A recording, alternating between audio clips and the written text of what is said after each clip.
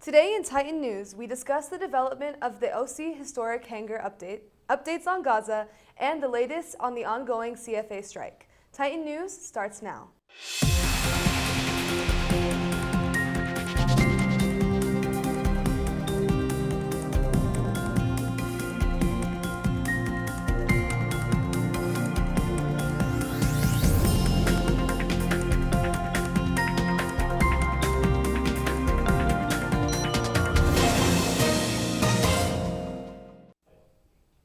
Welcome to Titan News. I'm Braulio Cortez. And I'm Mesa Mawadala, keeping you informed with updates on local and international news.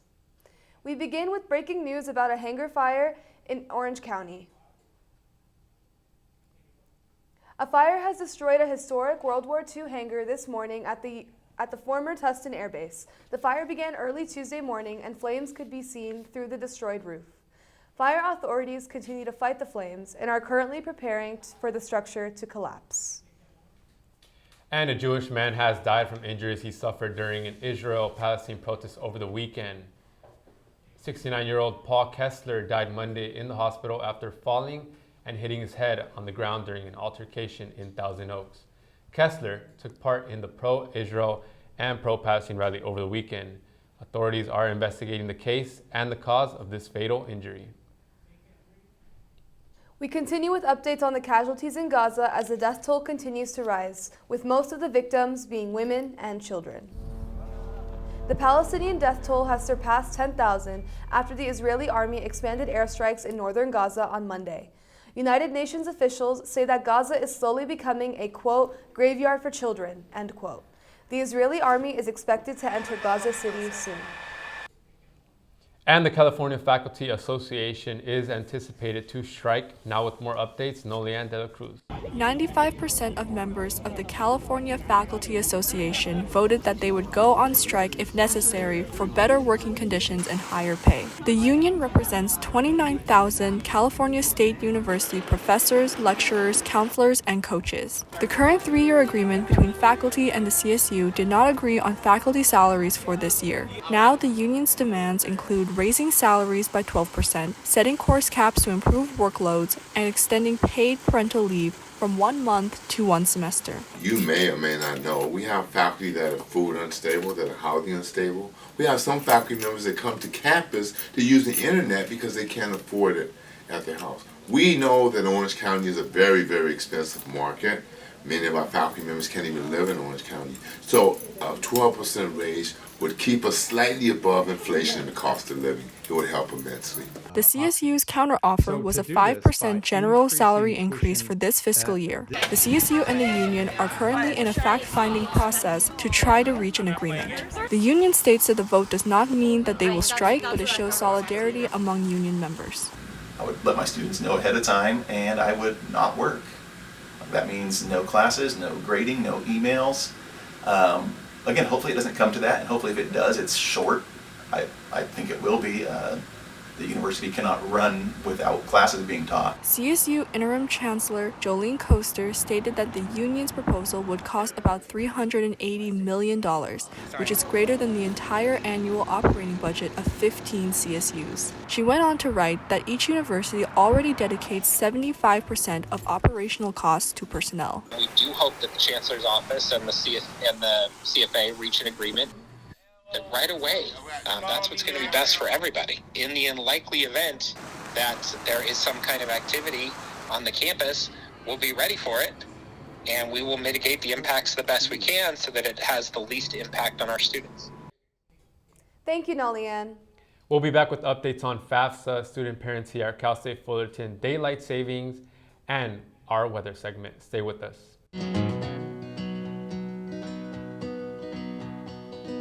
Things could be stranger, but I don't know how. I'm going through changes now. Could spend a lifetime trying to figure it out. I'm going through changes now that have just begun under a purple sun. There's many reasons we are what we've become. I'm going through changes now.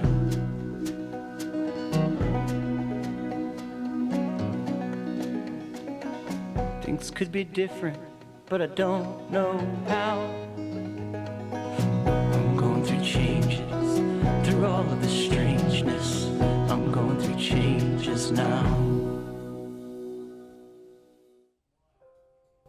Welcome back to Titan News, a broadcast brought to you by students at Cal State Fullerton. I'm Mesa Mawadala. And I'm Bradley Cortez. Thanks for tuning in.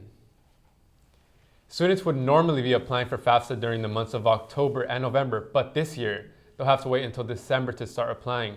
Earlier, I had a chance to find more information on this topic, and let's take a look. The good news is Cal State Fullerton's Office of Financial Aid has started organizing workshops and events for students who may face problems while applying for the Better FAFSA. The free application for federal student aid, better known as FAFSA, is nearing the biggest changes to their form in decades. Jessica Barco, the Assistant Vice President of Student Affairs at Cal State Fullerton, spoke to me about these changes. We're experiencing changes to the FAFSA that haven't been made in over 40 years, where there's changes to the whole technical setup behind it for schools to be prepared to be able to award the packages. Changes to the form that the student is actually going to see and experience. That's going to look different than what it's looked like in the past. Students applying for FAFSA may notice changes in the wording for question and in key sections of the application. Some changes are coming up soon, and it's going to be determined now by a new index. It's called a Student Aid Index Number, the SAI. So whatever you have known previously as EFC is going away. Students should be aware that FAFSA will open in the month of December and not October like past years. The deadline, however, was extended by the state of California to April 2nd.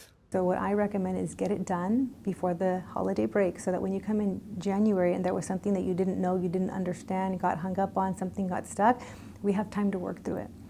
Students won't be the only ones experiencing these changes. Parents will also need to adjust to the new FAFSA. They used to be called Parent 1 and Parent 2. Now it's Contributor 1 and Contributor 2 completing the FAFSA. Now each parent also has to have an FSA ID. Parents and students can receive help from the Office of Financial Aid, who will be implementing events throughout the semester to assist in the application process. And then in November, we're going to be hosting a series of events and webinars for students. They're going to be likely virtual in November, and then once it launches in December, all the way through April 2nd, all in-person, virtual, hybrid. You'll see us on the Titan Walk. You'll see us making ourselves available to students, having some face-to-face contact, helping students understand what the process is going to be. And just a quick reminder for all Cal State Fullerton students, the Better FAFSA will open up in December for students who have problems while applying or any questions in general. Please make sure to come here to the Office of Financial Aid located in Gordon Hall 146.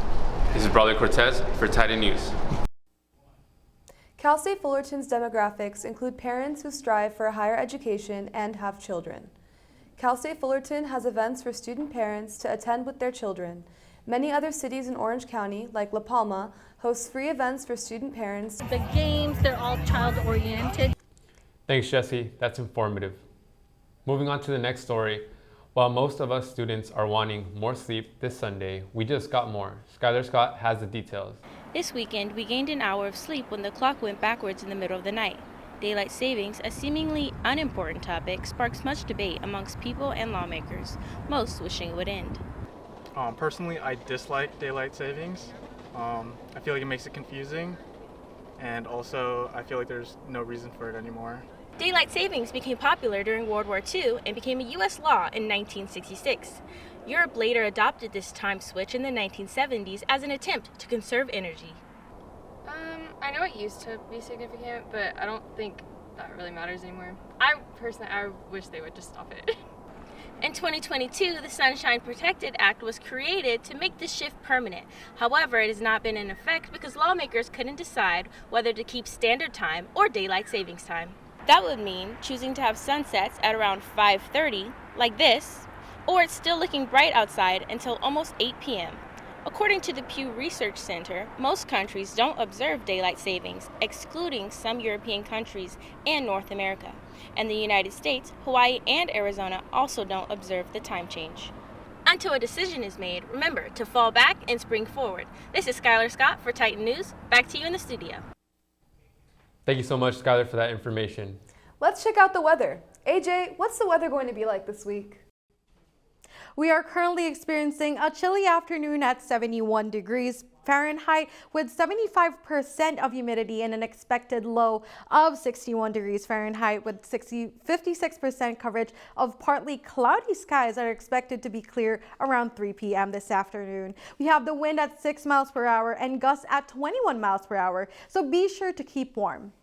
This week we'll be experiencing cooler temperatures compared to the past couple weeks that we've had. Tomorrow we expect a high of 77 degrees with a low of 50 degrees Fahrenheit with clear skies, so it may seem a little bit cooler than it actually is. And on Thursday, we are entering the 80s and moving on to the 50s for the low. Moving on to Friday with a high of 79 degrees and a low of 50 degrees. And lastly, ending the week on Saturday, averaging a high 82 degrees and a low of 53 degrees with plenty of sunshine. So make sure to prepare for a pretty chilly week. This is AJ Yabut for weather. Stay safe, dress accordingly. Back to the studio. And for all you sports fans, we have the latest updates in the world of sports. Stay tuned. And is this with the doctor or is this with the nurse practitioner? Fantastic. Dad, lunch. Got some soup for you. You are loved. Oh, you. Look at those freckles. This was very much. You are valued.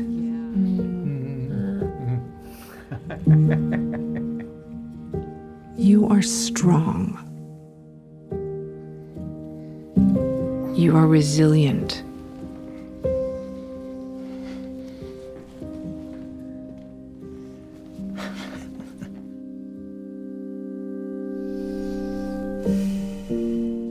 You got this. You're there for them. We're here for you.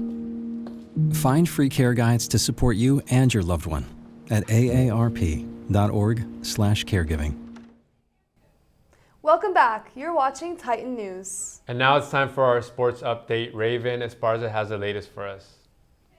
Thanks, Braulio. Starting off in the basketball world, the Los Angeles Lakers flew into FTX Arena yesterday where they would be hosted by the Miami Heat. The Lakers struggled to keep the game close until the fourth quarter last night. In what could have been a comeback story, Lakers forward Cam Reddish misses the game winner in the final seconds as the Heat emerge victorious by a score of 108-107. The Los Angeles Clippers went into Madison Square Garden yesterday where they would play the New York Knicks in James Harden's debut as a Clipper. Harden was off to a hot start in his debut but slowed down in the second half as the Knicks stunned the Clippers 111-97 in a surprise that LA did not expect. Don't worry, Los Angeles fans, there's some light out there as the Chargers played in New Jersey last night for Monday Night Football. Chargers defense showed no mercy last night as they rolled past the New York Jets 27-6 behind running back Austin Eckler's 2 touchdowns to improve their record to an even 500. They will host the Detroit Lions next Sunday at SoFi Stadium. Shohei Ohtani is headed into the free agency this offseason and is projected to have the biggest contract in baseball history, which is currently held by his former teammate Mike Trout. As the only player in the MLB to be a hitter and pitcher, Shohei's talent on the field could possibly land him a deal worth at least $500 million this offseason. Last season, he led the league in American League with 44 home runs and put up a 3.14 earned run average before injuring his arm, which led to his early exit last season. That's all from me, folks. Back to you, Braulio Mason, in the studio. Thank you so much, Raven. And many athletes here at Cal State Fullerton have their own unique story. Titan News reporter Jeffrey Morris shares with us a story of a student athlete who represents his country.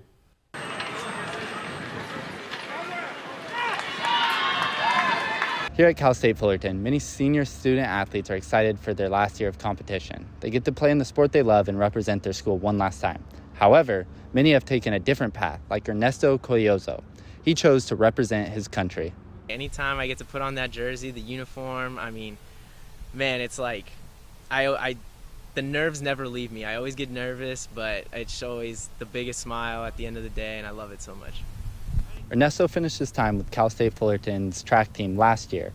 He now competes for his home country of Puerto Rico in the pole vault event. His personal record is 17-1. When I heard that Puerto Rico also participates in track and field, I also saw that they host track and field meets. So when I reached out to the Puerto Rico Olympic Committee, they were able to like respond to me and say like, oh, we'll track you and track your heights. And then eventually I got an email from one of the representatives in the Olympic Committee, and they offered me an opportunity to represent my country. Ernesto had a big part in helping the men's track team win their third conference championship in a row. He then went to regionals to represent Fullerton one last time. After that, he traveled to Puerto Rico, where he competed in several meets representing his country. I'm excited for him. I've only been training with him for about 2 months, but everything I've seen that he's done is just incredible, and the way that he's able to perform under the pressure and all that. I know that he's going to do big things for his country. Ernesto may be still attending Cal State Fullerton, taking classes, but his days in a Fullerton jersey are over. He now reps his country's colors and their flag. He hopes to represent them in the Olympics at some point as he strives to do better and better, reaching higher heights. Thank you so much, Jeffrey, for sharing that story with us. Up next, we have entertainment news about Marvel, Taylor Swift, Titan Radio, and more. Stay tuned. Anytime they're playing music downstairs, it's loud. I go downstairs, see what they're doing, see what music they're doing, see what they're dancing to. I go play piano downstairs, they come get involved. Leah has a drum set beside it, banging that. Any music, that's what they do.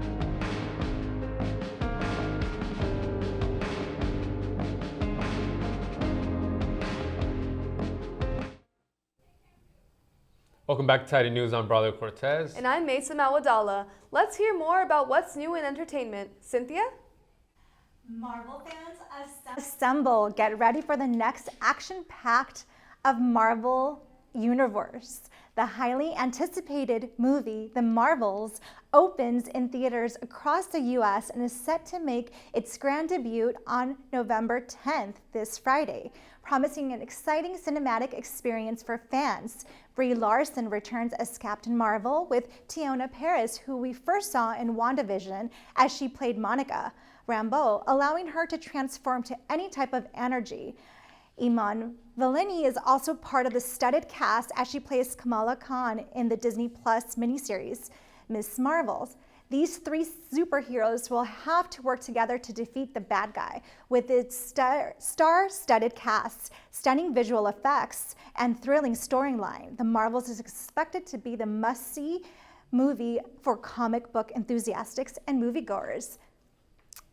Now get ready to know more about Taylor Swift. Get ready, Swifties, for more Taylor news. Taylor Swift just hired Brian West, a news reporter, to cover the superstar. He is the first to have this role. West plans to take a deep dive into Swift's news, including the impact she has on society, business, music. His first gig will be covering the Country Music Awards in Nashville, Tennessee.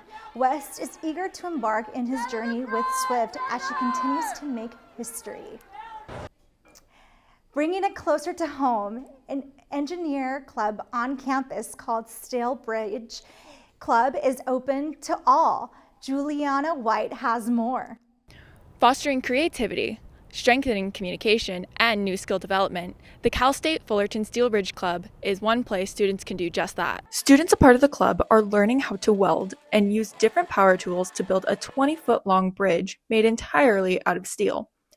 Once finished, they're taking their creation to compete in the Pacific Southwest Symposium hosted by the American Society of Civil Engineers. Steelbridge isn't exclusive just to engineering majors. In fact, members encourage any students interested to join. There's a role for everyone here. I think honestly anyone should join Steelbridge. Doesn't matter what your major is, doesn't matter what you do. I honestly just generally think because you learn a lot of things for life. And I'll give you some examples. We have a marketing major in our team. I talk to our marketing major and I say, hey, how can I improve myself to go when I talk to sponsors? How can I be better? And we all just build each other. So it's not like you're benefiting throughout everyone else there along with the project. Because the project is gonna offer you software skill, how to use AutoCAD software skills. Fabrication will get you really hands-on, and we'll teach you how to weld, use angle grinders. It's really a lot of material, equipment. And then construction is teamwork. So it's how you can work well in an environment. The Steelbridge Club meets every Friday and Saturday from 10 a.m. to 2:30 p.m. However, passionate and dedicated members can work on the project throughout the week. But no matter when they meet, members always create a fun and welcoming environment. Steelbridge is a wonderful opportunity to actually make something tangible out of the skills we've been taught in these classes. It's just solving equations and solving problems, but you don't have any tangible end product. But with Steelbridge, you actually have something that you can look at and say, I worked on that, I did that. There's always room for more, meaning students interested can still join. The club will be working on their bridge throughout the rest of the fall 2023 semester and during the first few months of the spring 2024 semester. I'm Juliana White with Titan News. The Music Titans here on campus is provided by Titan Radio. Our reporter, Ariana Hartman, is here to tell us more. Under the floors of Cal State Fullerton, right below the Pollack Library, is Titan Radio, a 24/7 student-run online radio station that hosts over 80 DJs every single semester. Titan Radio allows students and faculty to host their own one-hour radio shows, ranging anywhere from playing different genres of music to even hosting talk shows.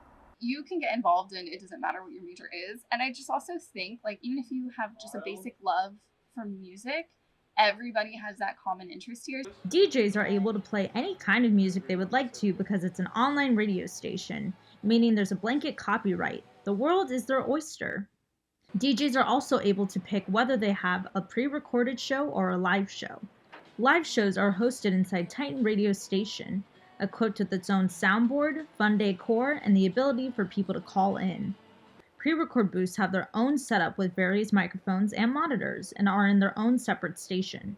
We help you with everything, learning the live board to learning how to use Adobe Audition, which I used in the actual commercial radio field to create promotions. So it's like really hands-on experience. Inside the station, you're welcome to talk to staff and ask any questions about getting involved. Staff has made the station feel like a home with its wide variety of posters and art. Titan Radio also hosts giveaways every week for various concerts around the area. They advertise these giveaways through their shows and on their social media. They also host events like Titan Radio Thrift and No Stress Fest every single year. If you'd like to learn more about becoming a DJ or just getting involved with the program, feel free to check out titanradio.org for more information or follow them on Instagram at Titan Radio. Reporting live from Fullerton for Titan News, I'm Ariana Hartman. I'm Cynthia Saavedra, and that's all from me in entertainment. We'll see you next time. Back to you, Braulio and Mesa. Titan Radio does play some great hits. Thank you so much for tuning into Titan News. I'm Mason Awadala. And I'm Braulio Cortez. We'll see you next time.